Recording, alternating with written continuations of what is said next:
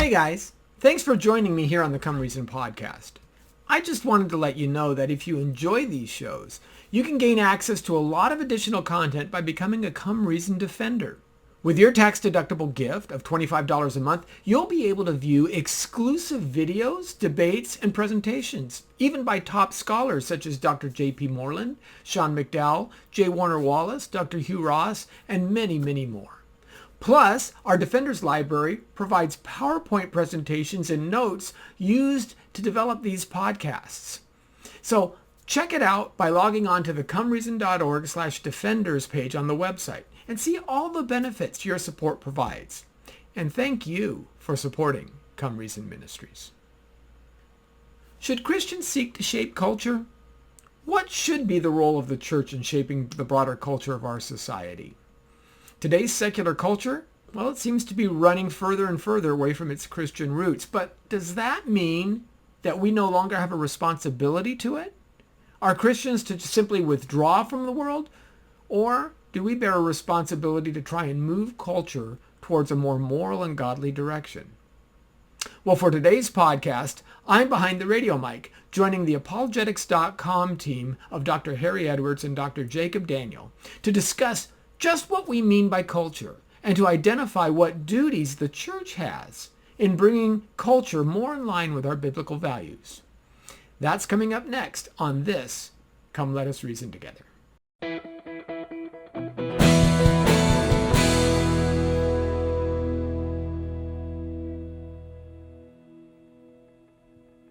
Well, welcome to the apologetics.com radio show, where we challenge believers to think and thinkers to believe. I'm Harry Edwards, your host for the evening, and joining me in the studio are my good friends Lenny Esposito and Dr. Jacob Daniel. How are you guys doing? Doing good, Harry. Good to be here. Good morning, yes. Yes. Well, it's not really our regularly scheduled time, if you guys notice, because John Noyes is just busy speaking, and good for him. Yep. Good for him, yeah. But I'm excited about what we're going to do because it gives us an opportunity to do a two-parter. That's right. So we're back next week. But you're right. I'm excited about this new series. We just thought about it a couple weeks ago. But we're done with the books for now. We're done with the books. Those were great. But I think because of what's going on in our lives today, culture, and please understand if you're listening, when we say culture, when we say things are changing, we're talking about the West. We're talking specifically about what's going on in America, all right? Just some context there. But we are starting a new series titled, Does the Church Play a Role in Culture Change? So I want this to have at least maybe 10 episodes. I mentioned that to you guys not too long ago. And an episode would be, we would invite a Christian leader or a pastor, and they'd be our guests on our show, and I'd like to just throw that out to them. How do they understand their role as a pastor, as a Christian leader in the career that God has called them to? Let's say if a pastor is, how is he leading the church to have an eye toward culture? Is that even an important thing for this pastor? So we want to explore together what I guess the church around the Southern California area, we're going to target them first because it just makes sense. We're in the Southern California area. And it'd be fun. I think it'd be fun if we collect at least 10 episodes of this. What is the church doing to affect culture? Or maybe they have a different stance on culture.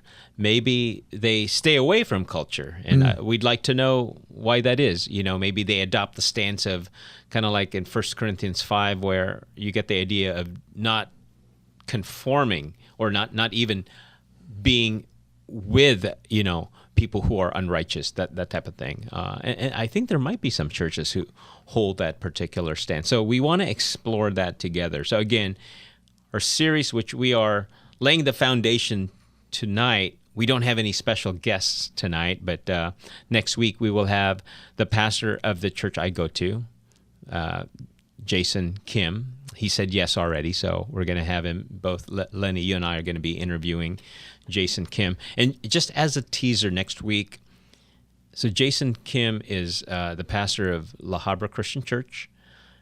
There's something unique about this guy.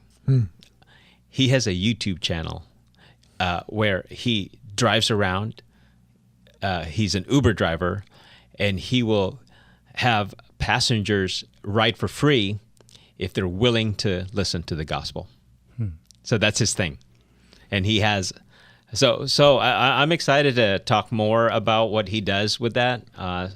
So that's next week. But again, the series is titled, Does the Church Play a Role in Culture Change? But before we get there, I'd like to know, you guys, how are your individual ministries going? And let's talk a little bit about a new ministry that we're all part of, and it's kind of related to what we're doing. So you might actually see this episode in the new ministry that got formed not too long ago, and we'll talk about that in the next few minutes. But I want to know what's going on with you, Lenny. What's going on with Come Reason? Well, it's now fall, so we're doing a couple of different things. I'll be speaking at a homeschool educators general meeting in Ventura on October 6th, Friday, on basically building up a bulletproof faith in your kids. Is how do we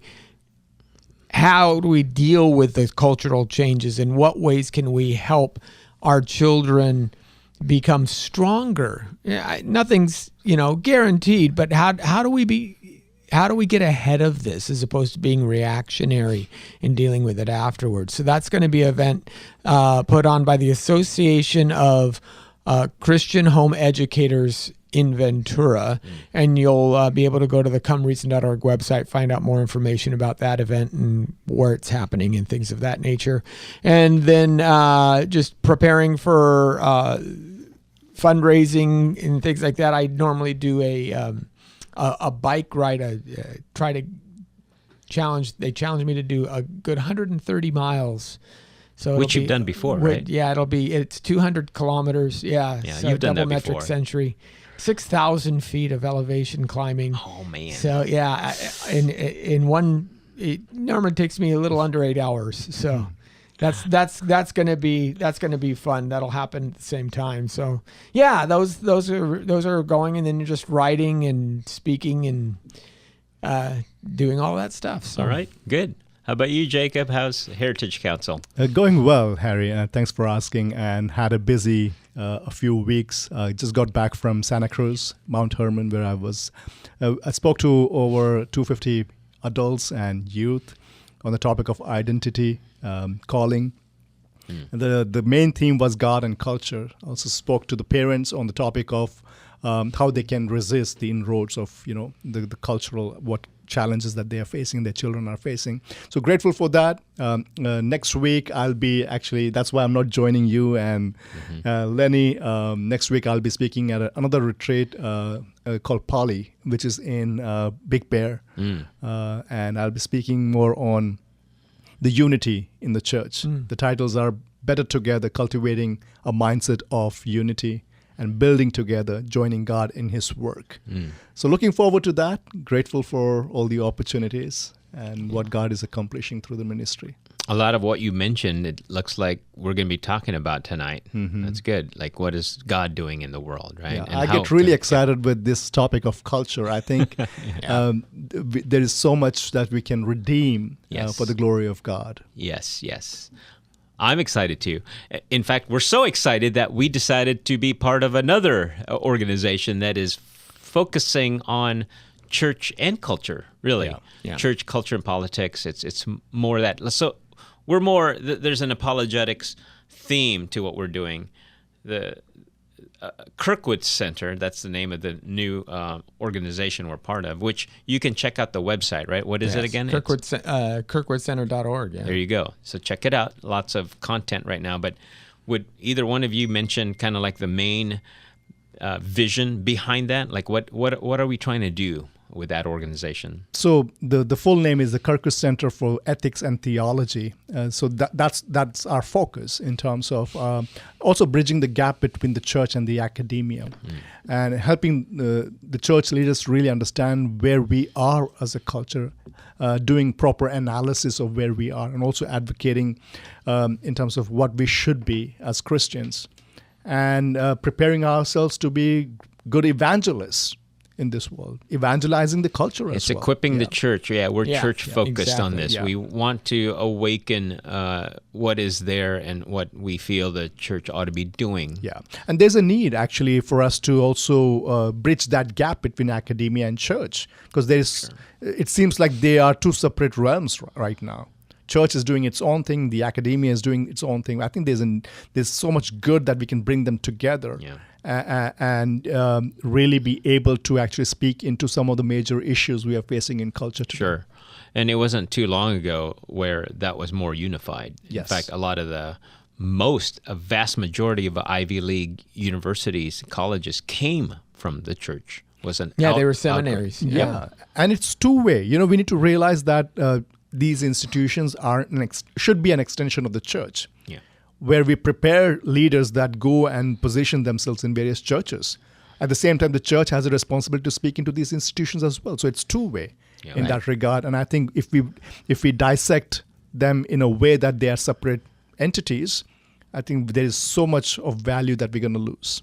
Yeah. Okay. Agreed. Well, the number to call, again, our topic for this evening, we're introducing a brand new series called Does the Church Play a Role in Culture Change? And if you want to chime in with your comment or question, the number is 888-995-5552.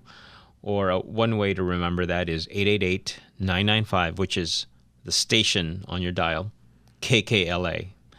Give us a call. We want to know what your church is doing in terms of trying to impact culture. It's not uncommon to hear parishioners say, oh my goodness, things are just looking bad. Culture is changing. I don't know what it is. I can't put my thumb on it, but it's different, And I've been hearing that over and over again. So tonight we want to help you understand some of that, perhaps what the proper role of the church is. And we are, in some ways, we lament the fact that we're not so active in that regard in terms of our sensitivities with culture and church. Like what we do in church actually is either part of making culture or a result of good culture. But if you have bad churches, in my opinion, you'll have a bad culture. It's as simple as that. So why don't we, gentlemen, let's unpack this. What do we mean by culture? And then we'll talk about church later. But what do we mean by culture?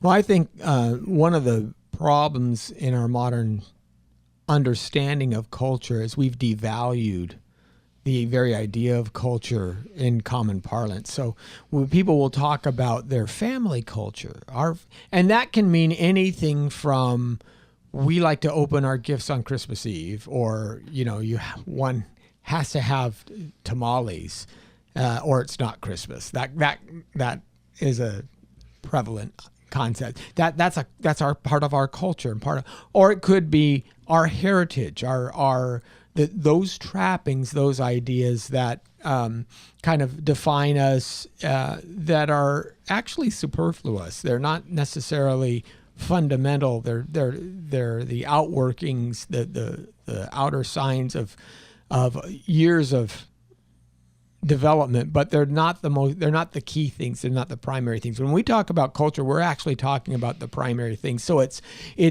the way I see culture is we're talking about the central shared values and beliefs by the majority of individuals in a society, and those shared values and beliefs have an expression, an outward expression, an outworking in the laws and the various values that the society takes on. So, for example, it is our culture in the United States to praise the individual, hard work, Puritan work ethic. You can get ahead. You can be president if you want, And if somebody were to come up to you and as an American and say, you know what? you were born into this level and you'll never get out of that level, that would be so shocking to you. You'd say, no, that's completely wrong. I can't even wrap my head around how people would believe in such a thing. But in the Indian culture, that's very well understood, the whole idea of a caste. So culture is something more deeply embedded. It's the outworking of our shared values and beliefs. And individualism is one of those things. Democracy, nobody, we would be much better if we were ruled by a monarchy, right? It just rubs everything that makes America the wrong way. So that's what we mean by culture. It is the expression of those things that most people hold in common. Right. I mean, we can even say words like apple pie, and it has a certain connotation that means beyond food, right? Right. Those kinds of things, or picnics, potlucks. So, but what's interesting is sometimes people misunderstand these things. When I go speak outside of the state, so I was in Nebraska, and I've heard this from folks when I go to Tennessee and other areas. They find out I'm from California, and I would say 10 years ago, 20 years ago, the question was, wow, have you ever seen any movie stars? That was usually what now everybody says the same thing. It's like, how can you live there? Right. How can you even stand it? And I'm trying to explain to them, well, you have to understand that it's not like the governor is on my mind 24 hours a day and that I'm faced with his choices. Two things are true. First of all, I live my day-to-day life with people who I have shared values with for the most part. And that's true in Nebraska. Nebraska isn't, or Tennessee isn't immune to, say, the transgender issue. They don't, it's not that they don't have anybody pushing those ideologies out there either. But it's just, how you live your day to day is different than what the pressures are upon changing the culture from external sources. And I would say that there are the beauty about culture is that we can come to culture defining it from different angles. Right? First of all, I would say we have to set our premises clear that God is the author of culture. He is the one who calls his image bearers to be cultivators. The very term culture comes from that. That's why we call it agriculture, right? So I believe when God calls us to cultivate, he's not telling us he's not giving us the tools, or he's not making the tools to cultivate. He's expecting man to do that, right? So that includes within the very culture, the aspect of culture broadly. But there's another way of coming to it, which I really love. One of my favorite definitions of culture is by Cornelius Van Til. Culture is religion externalized. And Joseph Booth said this: the word culture may best be understood as the public manifestation of the worship of a people. Right? I like that. So why don't you unpack that? Religion externalized. So we have to understand that what is it that we give reverence to in our life? And that comes to a point that it even moves our whole being into creating things. Creating family, creating tools that we work with, creating languages, as you said. If you go all the way back, God is the author of all those things, but he gives us that as his vice regents, the authority and the power to cultivate that and to use that towards a goal. What's happening in our culture is that it is disoriented. It is not oriented. That's why we need to be, even with missions. Missions don't exist because we want to just go and just proclaim something. Missions exist because there is no worship, as John Piper said. That's a Piper thing. Very good. We go and plead people and compel them to come to or orient towards their creator God, who is the ultimate author of the culture that we should be abiding by. That's why I always say that as Christians, there is something called gospel culture. Though we have these subcultures like Indian culture and American culture or European culture, we can have those diversity in those cultures, but still be united because there's a gospel culture that brings us together. And it shows how culture can change as well, especially the idea of worship. So let me give a good example to the audience of how culture has shifted even within our lifetimes.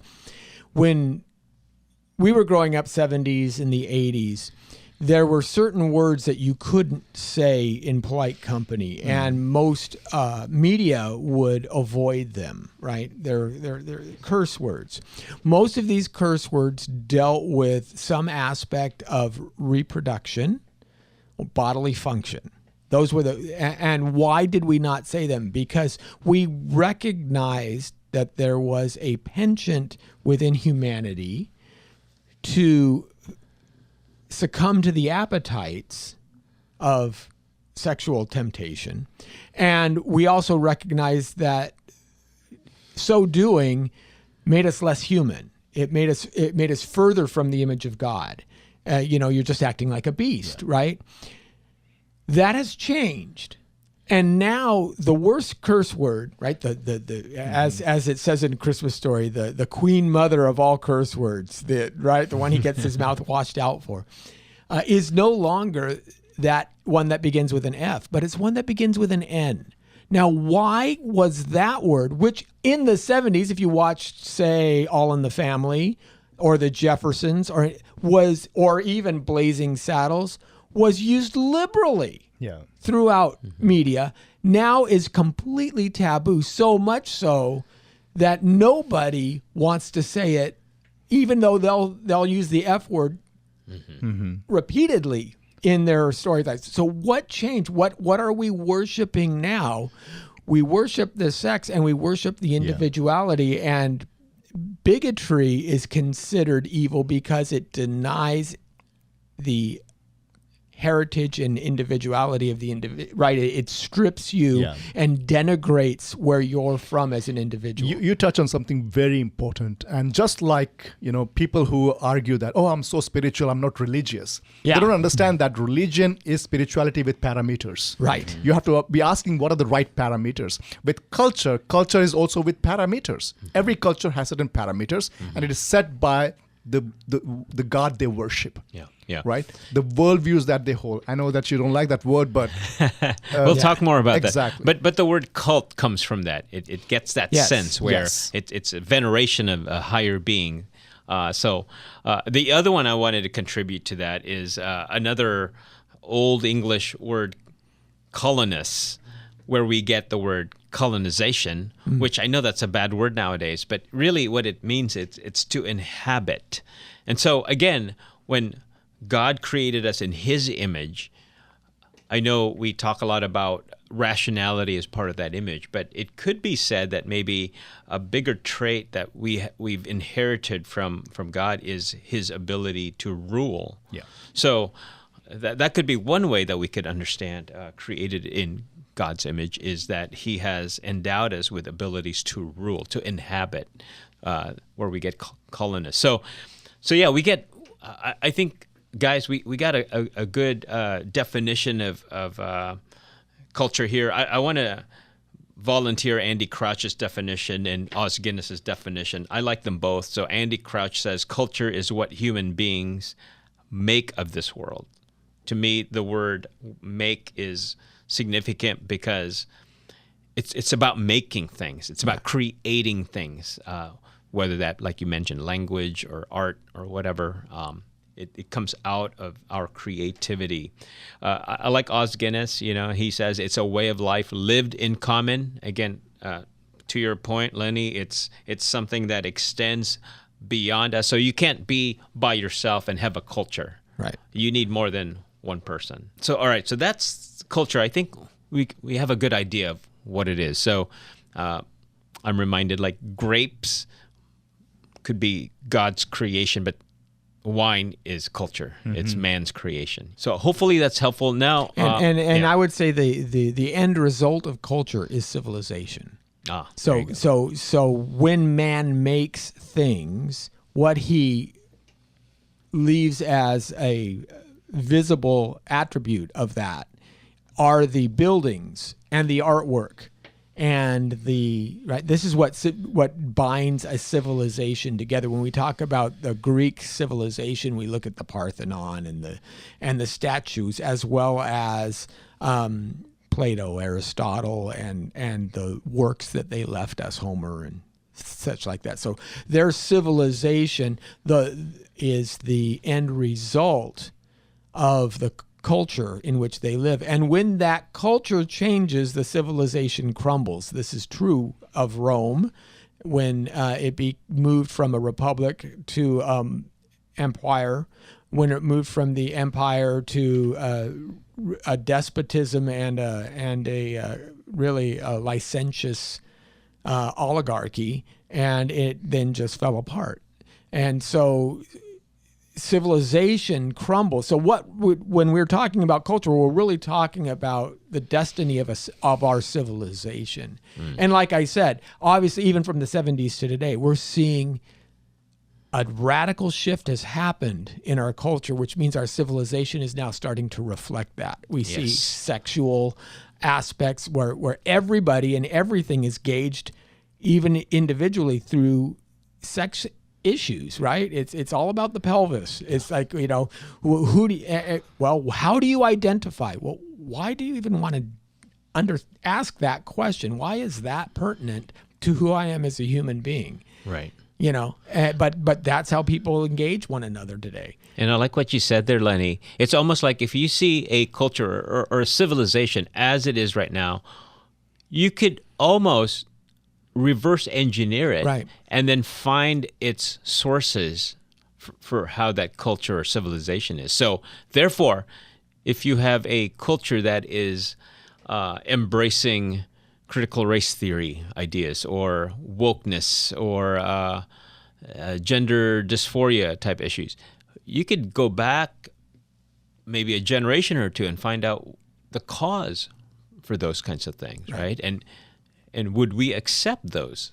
Is the question. That is the question. So that's where some of the analysis takes place. I mean, this might be very controversial to say, but we have to understand that if we believe that cultures do have a standard that leads to creating civilization, right, then we have to agree with the fact that cultures are in spectrum, right? Mm-hmm. Not all cultures are in the same footing when it comes to morality, when it comes to issues. They're not equal, yeah. Exactly. Yeah. That is something that we have completely diluted. And that's totally controversial in intercultural studies, for sure. Yeah. I mean, I know dear Christian brothers and sisters who would actually bristle at that. Yeah. No such thing. No, cultures, they would say cultures are all good. They're all good. So what it does is that I do understand the idea of contextualization when it comes to gospel, right? Bringing the gospel culture. But the danger is when we actually buy into that idea that all cultures are at the same level, we start synchronizing. Yeah. That's where gospel turns into what the culture looks like. Right. Not the other way around. Well, if everything is just the same, then how do you differentiate between good and bad? Yeah. And obviously there's a difference between loving your neighbor and eating them, right? And this is why we need to understand there's a push to actually remove all set kind of boundaries. Right. Because when we bought into that idea that all cultures are kind of same when it comes to how they work out, then you have to adopt this idea of removing all set of restrictions and boundaries. Like you're saying, parameters. You're removing the parameters, like the guide rails. Exactly. So it's not everything goes, because if everything goes, then we have just chaos. Yes. Madness. Welcome to the second half hour of the Apologetics.com radio show, where we challenge believers to think and thinkers to believe. I'm Harry Edwards, your host for the evening, and joining me in the studio are my good friends Lenny Esposito and Dr. Jacob Daniel. So we have begun a new series titled, Does the Church Play a Role in Culture Change? And the first half hour, we tried our best to define what culture is. And so the second hour, we want to define what the church is. But if you want to connect with us and chime in, join us in our discussion. By the way, we're live, so we are accepting calls. We haven't done that in a while, gentlemen, but we want to hear from you. Are you going to a church that is culturally sensitive in whatever way you understand that question? Do you seek to change culture, or do you seek to remain distant from culture because there are negative effects perhaps that you perceive? So what are your views on that? Maybe if you're a pastor, if you're a church leader, we'd love to hear from you. The number is 5552. Again, that's 888-995-5552. Give us a call. So, gentlemen, what is the church? Hopefully this is an easier exercise this time than culture. Possibly. Yeah, possibly. That's true. What is the church? Well, biblically, you have two ways that the word ecclesia, which is translated church, is used. Mm-hmm. One is speaking of specifically a group of believers in some local area. The church at Ephesus, mm-hmm. the church at Thyatira, the church at Galatia, for example. Those are specific groups of believers together in one locale. But beyond that, and more generally, the word ecclesia is used for those followers of Jesus who are in the world trying to move the world in his direction. So in Matthew 16:18, I will build my church and the gates of hell shall not prevail against it. So how is he building his church? Of course, Matthew 28, you have the very famous, go out into all the world and make disciples of all nations. That's how so they're disciples. They're followers of Christ. That's the kind of bigger understanding that there's the universal church of true believers who have been changed through a salvific experience and are now sharing in this newness of life, and therefore are trying to, at the best of their ability, follow Christ and get back to that cultural goal of modeling Jesus in their lives in this world. Before I define church, let me just correct myself. I said Cornelius Van Til. It was Henry Van Til. Oh, Henry Van Til. Yes, okay, good. Religion externalized. So, church, the scripture gives us a beautiful picture of a body with a head, right? Mm-hmm. The body is the followers of Christ, and Christ being the head, right? It's a unit of a person that Christ completes. And church is also the agent of the kingdom of God, as you mentioned, right? We are here to represent that kingdom. That's why we can pray as a church, thy kingdom come, thy will be done here on earth as it is in heaven. We are commissioned people by our master, the king, who said, all authority in heaven is given to me. Go therefore and make disciples of all nations, right, teaching them all that I have taught you to. So church is a commissioned body that has the responsibility as the ambassador of that king to bring the proclamation of his good news to the world. And in so doing, we are also the salt of the earth and light of the world, right? Church is also the pillar of truth. That's what the scripture says, right? Christ is the ultimate light. He's the ultimate truth, but it is through the church that he represents, or the church represents the Christ in this world. Yeah. And represents Christ actually to those who would oppose God. Ephesians 3:10 has a very fascinating passage where Paul is talking about why he is going to the Gentiles. It says he's trying to convert people into living a godly life, so that, in verse 10, in order that the many-sided wisdom of God might be made known now to the rulers and the authorities in the heavenly places, in order, through the church, according to the purpose of the ages which he carried out in Christ Jesus our Lord. So making those ideas known in the heavenly places through the church, it reminds me very much of Job chapter 1, where God says to Satan, hey, have you considered my servant Job, a righteous man who is living on the earth, and there's none more righteous than he? And the devil challenges him in that, right? Says, well, that's because you've put a hedge of protection around him and everything he has. And God said, okay, let's give it a shot.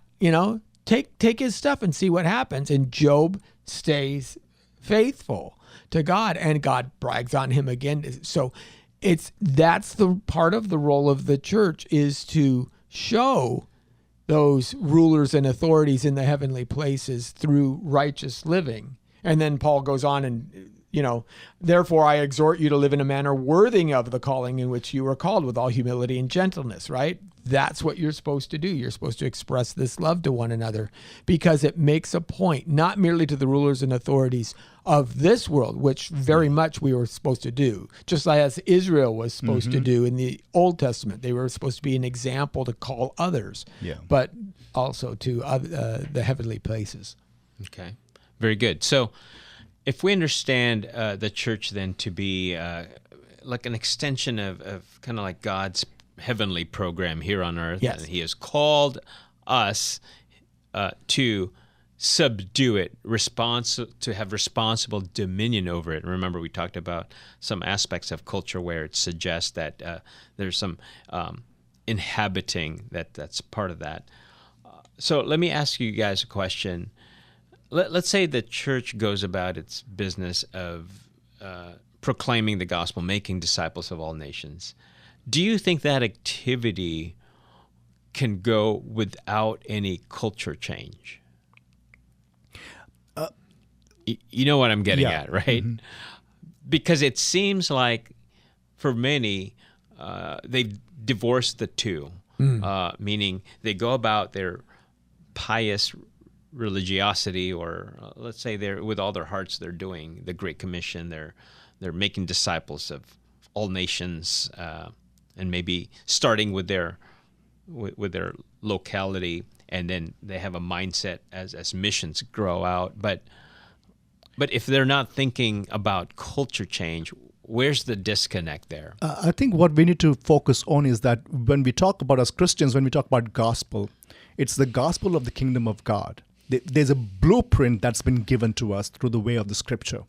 So when we talk about changing culture or transforming culture, I use the term redeeming culture, because redeeming culture gives us that picture of an end, as you were saying, the telos, right? We have a blueprint that we follow. We orient and reorient our culture when it's changing, when it's transforming. It's not without a goal or an end in itself. So when we are saying, what we are hoping is that the God's kingdom, as we pray, your kingdom come, your will be done on earth as it is in heaven. So we have to land that in terms of what Christ has taught us. That's our blueprint. Mm-hmm. And I think when that is implemented in a culture, the culture flourishes. And we have seen that through the way of various civilizations, even in the past, that Christianity has influenced. So what I would say is that sometimes we get this backwards. Sometimes we think that we are supposed to move the cultural needle through some kind of marketing program, some kind of specific political domino effect or things like that. And I don't think that's right. I think that's what happens is the church changes lives. The church changes people. Jesus comes in, and now you have a new way of looking at things. And because you have a new way of looking at things, when things don't conform to the image that God has, that's when you bristle and you naturally react to it. And because you naturally react to it, then you have kickback. So let me give you a couple of examples. Telemachus is a primary example here, where it's 404 AD, and Rome has been Christianized for some 75 years, but the gladiatorial combats are still going on. Telemachus is a bishop from the east who wanders into town, notices these guys fighting to the death in order to merely amuse the citizens of the city. And he jumps into the arena and he says, hey, these people are made in the image of God. This should not be, right? He's just reacting viscerally to what he understands as an abridgment of the holiness of the individual. He's not trying to create some kind of political system. And the response of the crowd, of course, was, hey, what are you doing interrupting our fun? And they have him killed. They throw stones at him and slay him but for doing so. Yet the emperor hears of this, and by the next year, he bans gladiatorial combat across the Roman Empire. See? So the culture changed because an individual saw an affront and reacted. In the same way as like I said, if you were to see someone use the N-word today, it's going to cause a very different reaction to anyone who hears it than it did. And matter of fact, in the 70s, you play any of those shows from the 70s and 80s, and my children get very uncomfortable because they can't put it in that context. They just have how can you even have watched this, right? Yeah. So that's the way. It's not that we seek to change culture as our mission in and of itself. It's that we seek to live a godly life for Christ. And what will naturally outflow from that is care for our brothers, right? The other famous way that culture was changed was in the 160s when there was a heavy plague in Rome, and all of the aristocracy was leaving town, but the Christians were coming in because they understood hospitality. They understood the parable of the Good Samaritan. And even if it's my enemy, I come in and I nurse him. And that's what they did. So the people who were left to die, I mean, literally, if your uncle had the plague, you were still going to your villa out in the outskirts of the country, and you were leaving him to fend for himself. But the Christians were coming in and nursing these guys back to health. Did Christians die? Yes. That's what selflessness looks like. But at the same time, two things happened. The Christians who got immune remained and were strengthened. And the people who survived remembered that and were more amenable to the Christians. And that strengthened the church in total. Right. And the church grew. And the church grew because of that. Yeah. And when we talk about cultural change, we need to understand that it's a process. Yes. Right? So we should be understanding where we are in the culture. Maybe it's a time to actually till the soil of the cultural, milieu in which we are living. It might be a time to nourish the culture, so that we may not actually lose it, right? It is rightly directed, rightly oriented. At the end, the goal is worship, right? What is it that our culture is worshiping at the end? Who is it honoring? Who is it directed to? And as a church, we have a mandate to teach all things to all people at all times, and bringing them to the knowledge and reconciling them, pleading them to reconcile with God, who is their creator. So let me ask maybe an uncomfortable question, and let's connect the dots. So if I were maybe a skeptic or seeker, and I'm listening to the show, right? So they've heard how we've defined culture. They've heard that church is tied to culture. Can someone say they look at culture today here in the West and it's not doing very well?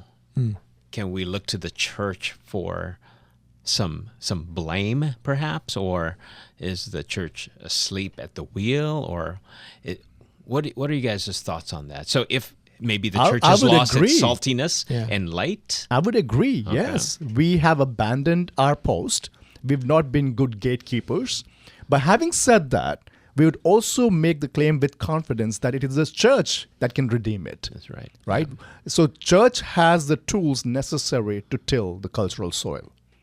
We've not been doing a good job. Yes, we accept our failure. Mm-hmm. But to say that, what we would say is that it is the church that has to take the responsibility and move forward, strengthen itself, understand the world that we're living in, and offer what Christ has offered us.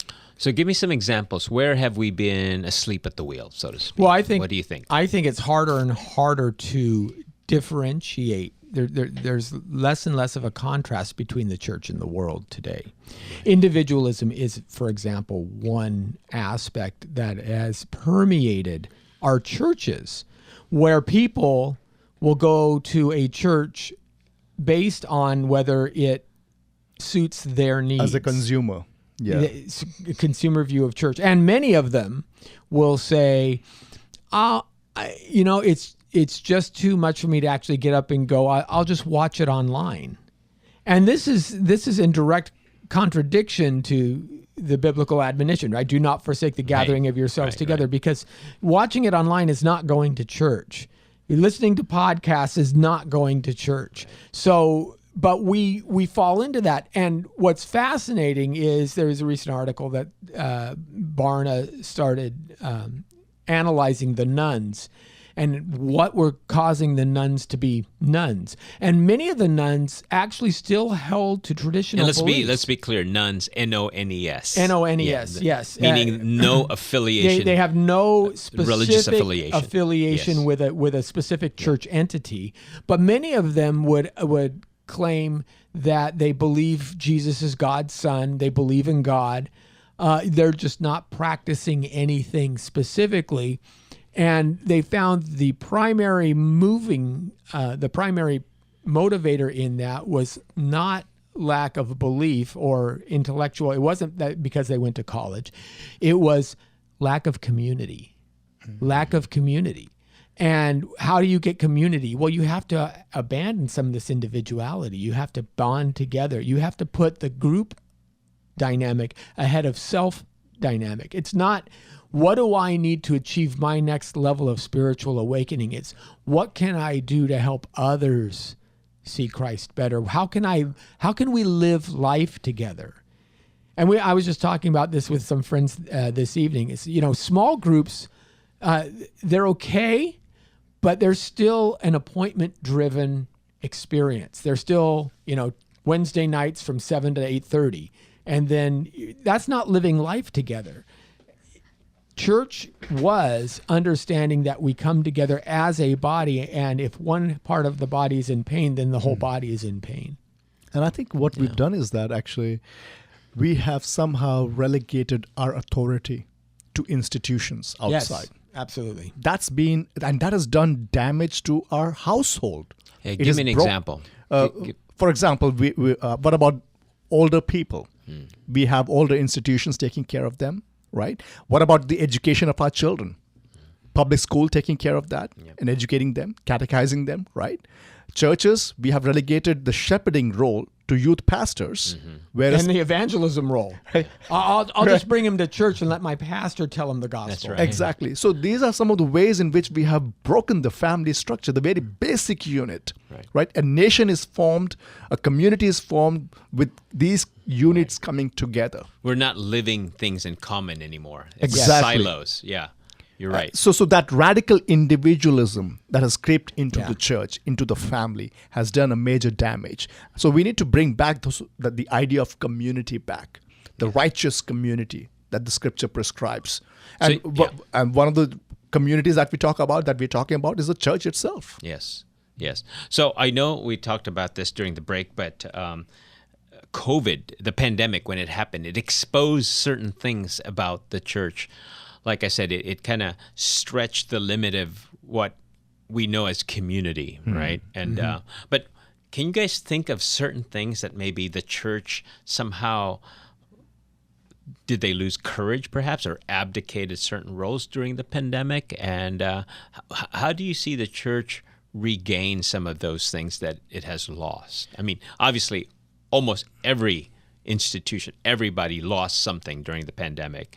But we also know that there were some courageous churches that said, no, we are, again, God's bastion of goodness and grace here, and we will not abandon our posts. Well, I do want to be a little careful because in the early stages of the pandemic, we were getting a lot of information very quickly from sources that we would normally have considered reliable, who are talking about the extreme danger your congregants could, and there was of course the individual examples of the choir who met in Washington State, who met and everybody caught COVID. Sure. That's good to point out. And so some pastors were legitimately trying to protect their congregation by saying as they should. Yeah. And Martin Luther made a point about this when the bubonic plague was raging. He said, hey, don't be foolish, take up the protections that you need to take up. But if my brother is in need of food, then your obligation is to go to your brother and provide him food because he's stricken in bed with the plague. And so Luther had written on this very explicitly. And the problem is that because church had already been a destination and for our personal fulfillment as opposed to an intricate part of life, then it was easier to unplug. And I think you use the right term, Harry. I think COVID did expose us. Yeah. That we were already divided. Right. We were not. We didn't have common doctrine that we stood or believed in. Right? The church was divided. Church was divided. That was just an exposure of the fact that was the case, right? So I think in one sense, in my understanding, this sifting has been good. It has woken up the church, a good number of churches and believers, and they have realized what is it that they have taken for granted. So in one sense, in God's providence, I would say, this judgment against the church or against the nation or the culture has been productive in that there are parents and there are pastors, there are leaders who are waking up. And I think they'll react differently. I want to be optimistic. Yeah. I hope they'll be different the next time it comes around. Well, and again, form. even with family, I think people found out just how difficult when folks were barred from seeing their parents in the hospital, or attending funerals or things like that. They really found out just how valuable family was as opposed to other aspects of life, which they may not have in better times understood as well. While we talk about the jurisdiction of the church, I think with these, like pandemic or whatever you want to call it, we have realized, the state does have certain jurisdiction as well. Yeah. So they've been invading the jurisdiction of the church for a long time. So I think this has woken up a lot of people, and they're realizing that, we need to understand what true resistance is, righteous resistance, because we are not anarchists. We are called to respect the government when it submits to the law of God and wields the sword that's been given to them, the sword of justice. That's really important, because it did, for example, government programs for feeding the poor, and things of that nature. That was the job and the purview of the church. Church, exactly. Where's the church? Why aren't we saying that we are going to open up our church and take care of people who are suffering? Well, here's an example. For example, this is, this would be a fascinating aspect. Now, I'm part of a church plant, and you want to let people know, of course, you're a small church, you want to let it grow. And so there's advertisements that you can make. There's postcards that you can send out. There's signs that you can hang. Hey, come listen to us on Sunday morning. Come join us. What if instead of that, you said, hey, young parents, come bring your kids on Friday night. So we value marriage so much that we want you guys to have a date night. And we understand that, rent on an apartment today is like $3,000 a month. You're probably scraping by to make ends meet. We will give you absolute free child care for one night a month. If you come and bring your kids to us. You think that would attract people to your church on Sunday morning as well? And I also want to give the credit where it is due. During the pandemic time or the COVID times, imagine if there was no church in a society like the Western world that is so individualistic compared to the other side of the world, right? Imagine if we didn't have the presence of churches and how they have counseled people, how they have ministered to individuals who've really suffered through this. Right? Imagine that too. So I want to give credit to the church as well. Sure. They've been faithful in taking care of their people as well. We could have done more. We could have definitely done more. But at the same time, we have done a good, we're taking the responsibility. Well, I would think so. If faithfully. The abortion issue is a very good example of where the church is, at least the conservative church, is very unified in its understanding of human life and human value. It's not nearly as divisive. I mean, there are individuals in some churches who hold that differences, but for the most part, if you're a Bible-believing church, you come down on the same side of this issue. So there's a good example. It's not like the church is completely lost, and that is where the church is changing culture, not because it generates political action groups; those are separate, but because of the beliefs that they hold. It's just the natural outworking of that. No, I know we have just 2 minutes left, guys. So before we end, though, any final advice to church leaders or pastors out there in terms of our topic tonight. I think we all agree that churches are responsible for culture change toward the gospel. I mean, that's just basic. Any last-minute thoughts? I would say you can't fight sword with a stick. So you can't fight culture with something else but culture. The question is because there is a hijacked culture, a counterfeit culture, and there's a true culture, as we are saying, the gospel culture. So we have to bring the right perspective, and we can do that by reorienting people as to what they are worshiping and offering them the true culture, the gospel culture, without diluting it. And being bold and being faithful. I think we need to be strong in our conviction that we stand on. And with God's help, we can do what Christ said. He is building the church, and the gates of hell shall not prevail against it. I've never seen any gates attacking us. Right. We are called to attack the gates, and Christ has promised us that they shall not prevail against it. The church. So in his apology, Tertullian writes to the emperor, and he makes the case that, look at how these people live. You know that they are the most virtuous of your citizenry. You know that you can't castigate us on our honesty. You know that you can't castigate us on our work ethic. You know that we share all things in common. You even know that it's worse for us, our women, to be thrown into the brothel than to be thrown to the lions, because they don't value their lives above Christ, but they do value their morality. That's how moral we are. So he worked to change culture by showing the purity and the beauty of the Christian culture lived out. And I think that's a key issue. The other thing I would say is tune in next week, because that's probably what we're going to be talking about mostly next week, is how the church can actually forward these projects. Yes, good. Well, you've been listening to the apologetics.com radio show, where we challenge believers to think and thinkers to believe. Our hope is that you've learned some aspect about the Christian worldview that strengthens your faith and make you want to learn more. And by more, I meant like our topic tonight, you know? So special thanks to my panel this evening, to Jacob and Lenny, to our behind-the-scenes sound engineer, and special thank you to your listeners. So until next time, good night.